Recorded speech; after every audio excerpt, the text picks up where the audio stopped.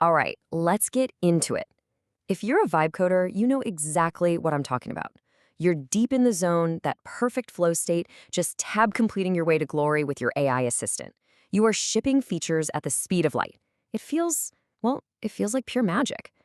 Until, it doesn't. Yeah, we've all slammed into this wall.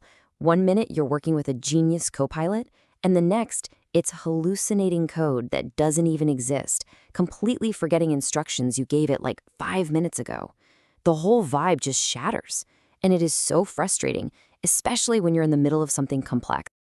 So, what's the deal? How do you stop this performance nosedive? How do we go from just kind of throwing prompts at the wall and hoping for the best to actually engineering the AI's context? Well, that's exactly what we're going to break down. Okay, first things first, we have to understand why this is even happening. Let's get a proper diagnosis, because here's the spoiler. It's not really the AI's fault, it's ours. This is where we translate that gut feeling into technical terms. You know, when it feels like your AI is a genius with a case of amnesia, technically, that's its limited context window. When you feel like you just cooked it by dumping your entire code base on it, that's just a terrible signal-to-noise ratio. And that moment that makes you want to pull your hair out when it forgets a key instruction you gave it, that is a real documented problem called the lost in the middle phenomenon. Models literally just tend to ignore information that's buried deep inside a long prompt. So all of this stuff, it leads to what we can call context rot. The chat just gets stale, the quality totally tanks, and the AI starts making dumb mistakes. The longer your chat goes, the higher the chance it's just going to get confused. The fix? It's simple, but you got to be ruthless. Just start a new chat. Seriously, that last 20% of a really long chat, it's basically poison for the model's brain. Okay, so we've figured out the problem. Now for the really fun part, the solutions. We're going to actually engineer the context and take back control. And we're going to do it with a few super powerful patterns. First up, we've got the cringe compilation, which is, let's be honest, a much cooler name for error logging. When your AI messes up, don't just sigh and hit regenerate. No, write it down. Literally keep a diary of its failures. I know it sounds a little weird, but trust me, this is your secret weapon for getting better. And the reason this is so critical comes down to a fundamental difference. See, with normal code, the compiler screams at you when you're wrong. It's deterministic. But in AI, it's probabilistic. It can be 100% confident while writing you completely broken code. So by logging its mistakes, you're creating your own feedback loop. You start to see the patterns in what makes it fail, so you can just avoid those kinds of prompts down the line.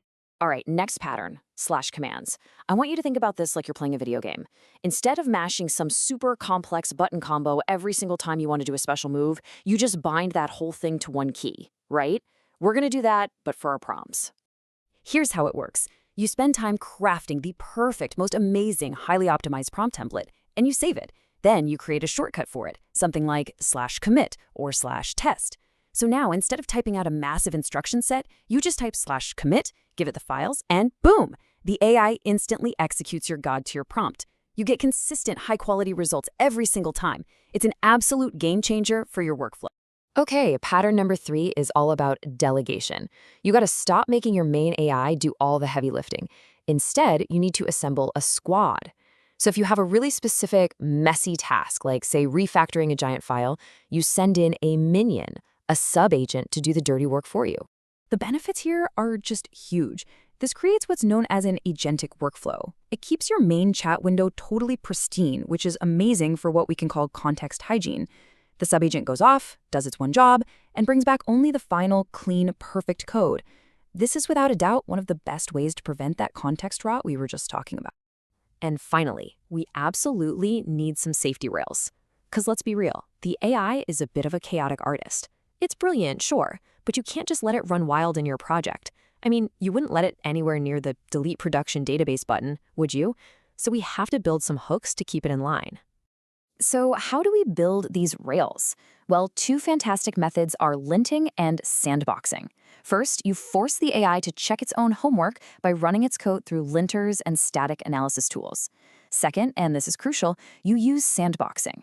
You run its generated code in a safe, totally isolated environment. That way, if it writes some script that accidentally deletes everything, it only deletes fake files, not your actual project. Phew. So, after all that, what is the big takeaway here? It's about a fundamental shift in how you think.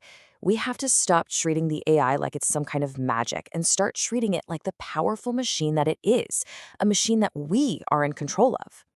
So let's run through the new rules real quick. Rule number 1, your chat history has an expiration date. The second the vibe feels off, don't even think about it, just hit reset. Rule number 2, you are the curator of context. Do not drown the AI in noise. Give it only the relevant files, the signal that it needs to actually solve the problem you've given it. Rule number 3, work smarter, not harder. You gotta build those slash commands. Automate your best prompts so you can get perfect results with basically zero effort. And rule number 4, create that feedback loop. Your AI's failures are your best teachers. You need to document them, learn from them, and use that knowledge to seriously level up your own prompting skills. And this right here, this is the core message of everything. This thing is not a magic wand you just wave around.